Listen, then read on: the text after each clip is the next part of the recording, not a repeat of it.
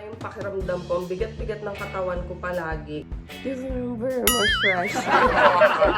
Oh, bili na. 100 lang ang isa. Ayun na, nagdatingan na mga orders. Diba? Hindi tayo matitigil sa kabibili ng pang lips kasi alam ko yan ang gusto niyo. Paano nalambingin ko, mama? So, lately, na-enjoy talaga namin gumawa ng mga production video, yung mga nakikita nyo sa TikTok. Maganda tong hobby para sa akin and maganda siyang outlet to enjoy life lang tayo. Wow! Madumi din yung mga furniture yan. So, yan sila ate ang tutulong sa atin. Eh, kailangan talaga ng kalinga ng banyo namin.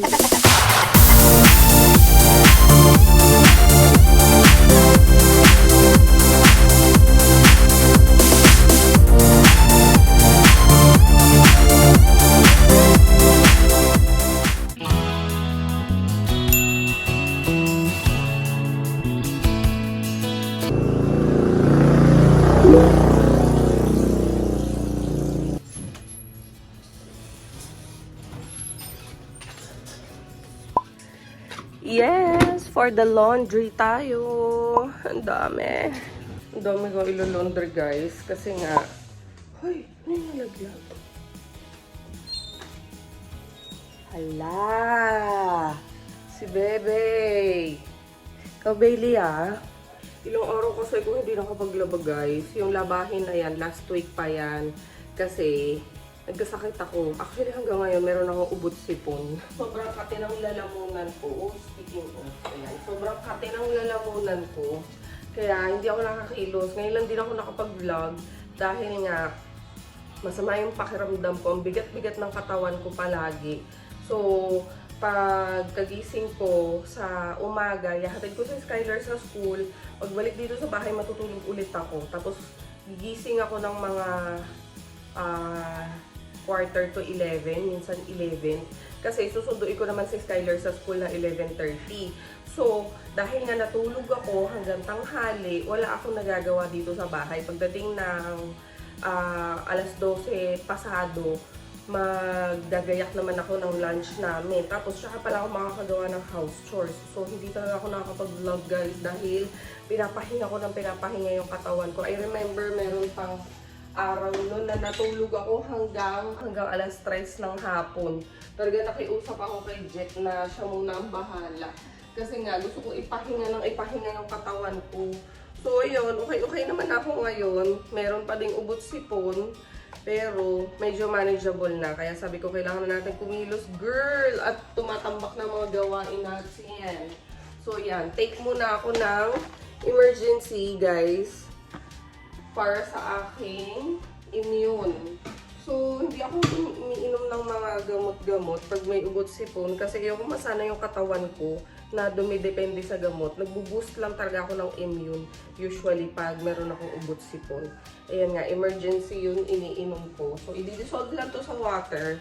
Tapos, ang lasa niya, para siyang soda. Medyo, hindi talaga siya sparkling eh. Pero, may ano kasi to, may para siyang may pagka-acid, pero caffeine free to, mga ninskis. So yan, lagay mo lang siya sa water, tapos tutunawin mo lang siya doon. Pag ininom mo siya, para siyang nag-i-sparkle sa lalamunan, which is very soothing. Then at the same time, kasi nga, makatay sa lalamunan. Tapos, ang sarap ng flavor niya, raspberry. So, yun, iniinom ko siya everyday. Alam nyo guys, may bagong variant na naman ng COVID na kumakalat sa Singapore ngayon. Kaya doble ingat talaga tayo guys kasi akala ko wala ng COVID. Yung pala meron pa din pero nag-ano siya eh, parang siya nag-evolve. Iba't ibang variant na ngayon yung kumakalat, nakakaloka. So, lalo na merong mga ubot sipon ngayon ng karamihan ng mga tao. Huwag tayong pakampante kasi mamaya, diba? Virus na pala yung ano natin. Minsan kasi, ang ubot sipon is viral lang. So yan, for the moisturize muna tayo ng lips kasi nga, tayo'y maglalaba. Sobrang init pa naman ngayon guys. Kaya, ito lang suot ko actually. Ayan o. Nagganito na lang ako ng suot. Hindi na ako nag-ayos kasi alam ko mapapawisan lang din naman ako. Hindi pa rin ako naligo. Usually, pag ganitong mga panahon, naliligo ako hapon na or sa gabi bago matulog. Lalo na kung wala naman lakad. Kasi wala, mapapawisan lang din ako. Alam niyo, meron akong bagong ginagamit sa lips ngayon. Ang ganda niya. Product to ni Raha. Lip oil siya, mga Nimskis. Ayan, with blackberry oil and vitamin E. Perfect sa mga dry yung lips. Lalo na sa akin ngayon. Kasi since nga inuubot sipon ako, laging dry yung lalamunan ko. At the same time, napapansin ko, lagi din nagda-dry yung lips ko. So, ayan, siya yung ginagamit ko ngayon. Tignan nyo yung effect niya. Ang ganda niya sa lips. Plus, ang ganda ng color niya, guys. Nakaka-virgin. Diba? Sabihin mo hindi mo yan maganda. Teka lang. Sabihin mo hindi yan maganda. Even the color is so perfect. Yung shade na kinuha ko is dusty pink. Ang ganda niya. Yan. Nilalagay ko lang siya sa lips ko. Very moisturizing siya. Very moisturizing. Pili na. 100 lang ang isa. Ang dami. Ang ganda tignan. Makukulay. Bagay talaga kay mama yung mga ganyang klase ng damit eh. Yung mga aliwalas, tignan niyo, no? Mga light. Masayang kulay. Girl, ang bilis na oras. 10:37 na. Yung puti ko nakasalang pa doon sa washing machine. 11:30 susundo na ako sa school. So, magsasaing muna ako, guys.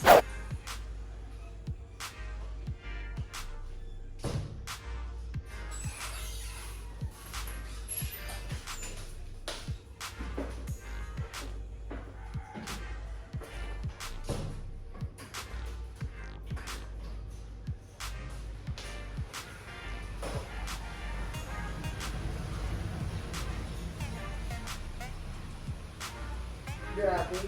Alam nyo, yan talaga yung literal na kahit nasaan ka katabi yung electric fan.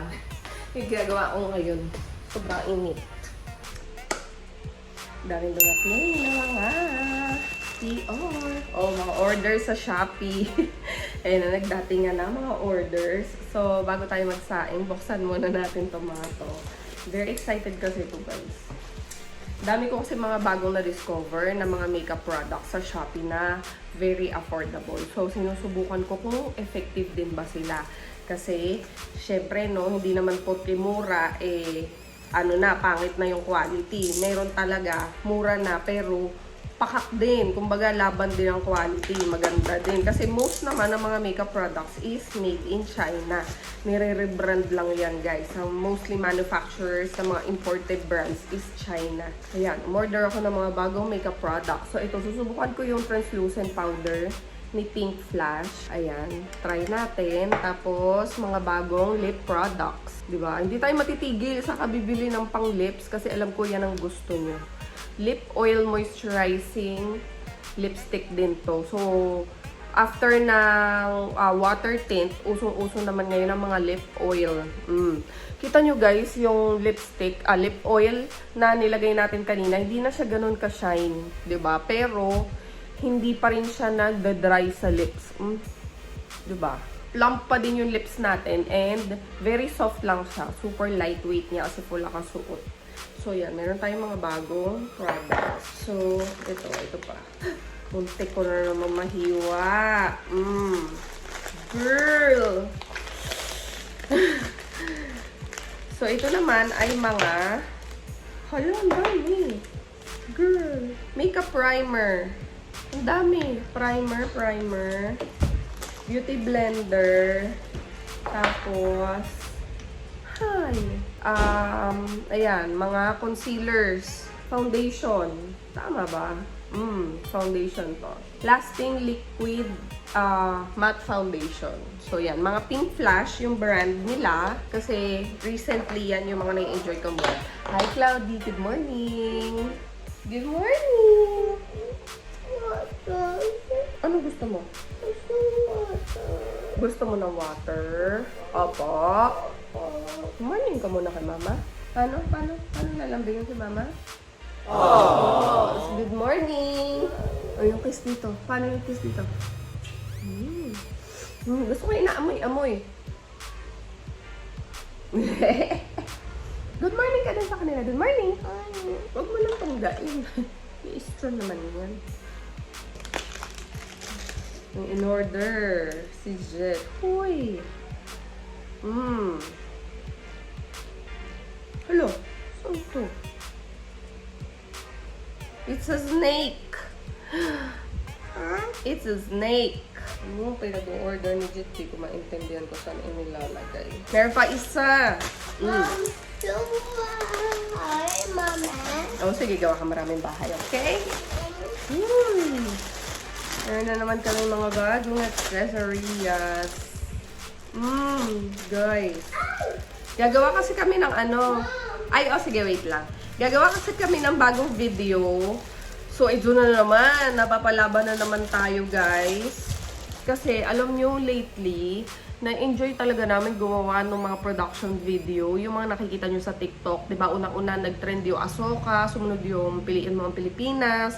Ngayon, ang dami ng mga naglabasan. Merong Chinese, merong Arabic makeup, merong Egyptian, Cleopatra, meron ding Thai, yung Mexican makeup, yan, meron din. Nagpe-pay sila ng mga tribute sa mga countries, no, mga tradition and symbols ng mga countries, mga kanya-kanyang interpretation. So, dahil nga na-enjoy namin yan, and alam nyo naman ang inyong inang Reyna is nag-start talaga sa paggawa ng mga makeup videos, mga beauty videos. Sabi ko, gusto kong bumalik talaga sa pagme-makeup kasi sobrang hirap. Lalo na, di ba, hindi naman na tayo bumabata. Nagkakaedad na tayo, guys. Sobrang daming mga bagets ngayon. Magagaling, mga magaganda, mas bata, mas fresh, mas creative, mas, alam nyo yun, di ba? Kumbaga, mas kumbaga hindi tayo makikipagtalbugan sa kanila. Pero, ang akin is,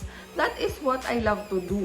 Whenever I do makeup, we do videos, you know, we do production videos, nare-relax kami, nag-e-enjoy kami. So, dun kasi lumalabas yung passion namin sa pag-interpret ng feelings namin, ng creativity namin, lalo na si Jet, yan, pagko-conceptualize, pagda-direct ng mga movement, ng mga clips, ng mga transitions, yan, yung mga diskarte, mga props, ganyan. Tapos ako, yung confidence ko sa sarili ko. Every time na gumagawa ako ng makeup and art sa mukha ko, mas nabuboost yung confidence ko. Kasi alam nyo, whenever I see a makeup peg or a makeup look sa cellphone, pinanghihinaan ako ng loob agad. Kasi sabihin ko, uy, ang hirap niya na, parang hindi ko yan kaya. Teka, ibang levels yan. Pero, pag nakaupo na ako at hawak ko na yung makeup brushes ko, kumbaga parang carefree na, bahala na kung anong marating. And I'm so happy and proud naman na maganda naman yung outcome and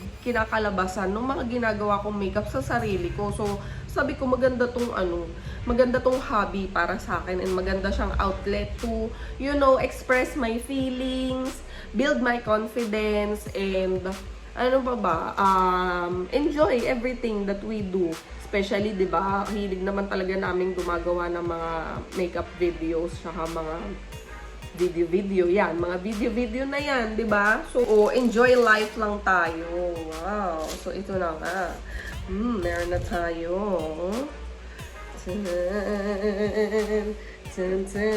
Ang nipis pala nito. Uy. Ang nipis.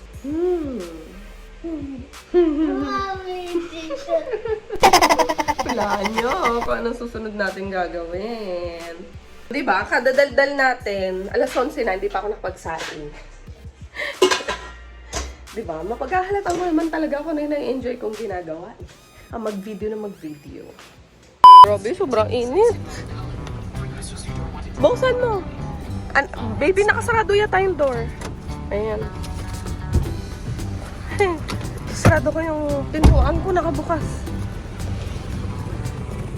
Init. 1 hour later. Hello! Andito na sila ate from BCB. Ate, ano name niyo po?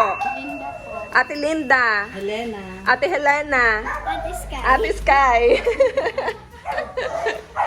Ayan. Tutulungan nila tayo maglinis, guys. Papalit ako ng damit, guys, kasi sobrang pawisan ko na kanina. Ayan. So, nandito ang BCB kasi maglilinis sila dito sa bahay kasi nga, diba, nako, sobrang busy kami na magawa ng mga video. Hindi na ako nakakapaglinis ng bahay. Ang tanging nagagawa ko na lang is mag-mop ng floor at saka pick upin yung pupo ng mga dogs. Tsaka i-mop nga dahil may wiwi. Pero yung banyo namin, yung kwarto, maagyo na. Tapos, madumi din yung mga furniture yan. So, yan sila ate ang tutulong sa atin. Maglinis sa bahay, grabe. Don't judge my banyo ate. Kailangan talaga ng kalinga ng banyo namin, grabe.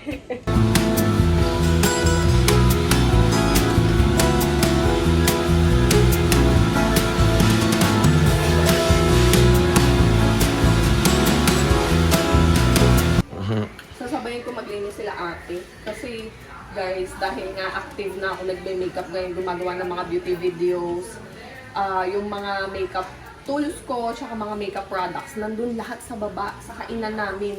Halos kalahati ng table, puro makeup yun nakalagay. Kaya sabi ko, lilinisin ko tong vanity area ko dito para dito na lang din ako mag-makeup. Kasi, di ba? Itong vanity area ko, sobrang dami pang products na nakalagay. Pero most dito is either expired na or wala nang laman yung mga pencils. Kasi sobrang tagal na talaga nito. Ang ginagamit ko lang naman is paulit-ulit dahil nga mga the usual makeup look lang yung ginagawa ko. Yan na, naayos na nila ang aming kwarto. Check natin kung wow! Ang ayos naman. Ayan na, malinis na ang aming toilet. Nalinis na nila ate. So far, okay naman. Ayan. Na-clean naman nila. So, doon tayo sa baba. Titignan natin ang mga kalat-kalat. Yung isa dito, hindi pa rin tapos. Kakalkal pa rin siya ng mga... Ito pala, isa mo nakita to? Hulo. Tagal ko ito hinahanap, diba? Yung facial wash ko. Ano yan? Sige, lagyan mo rin dyan. Marami ako ibibigay sa'yo ng mga makeup. Mga expired. Hindi. Joke lang. For the kalkal ngayon si madam. Nice ko na yun. So, alam nyo, habang naglilinis ako ng mga makeup drawer ko, meron ako nakitang foundation na binili ko sa Shopee. In-order ko yung Pink Flash na brand. Hindi ko pa siya nabuksan simula nung in-order ko. Tapos kanina, binuksan ko siya and nagsuswatch kasi ko yung iba tinapon ko, yung mga ibang pencils na tuyo na, mga ibang eyeliners na expire na tinapon ko. So, nagsuswatch ako. Pag subo ko dun sa foundation, ang ganda niya, grabe. Mura lang yun guys, 200 something lang sa Shopee. May kasama na siyang concealer at saka beauty sponge, yung beauty blender pang kalat ng foundation. Tapos ito mismo yung foundation, oh.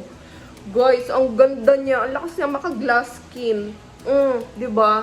Natago naman niya yung mga chismis ko sa mukha ko.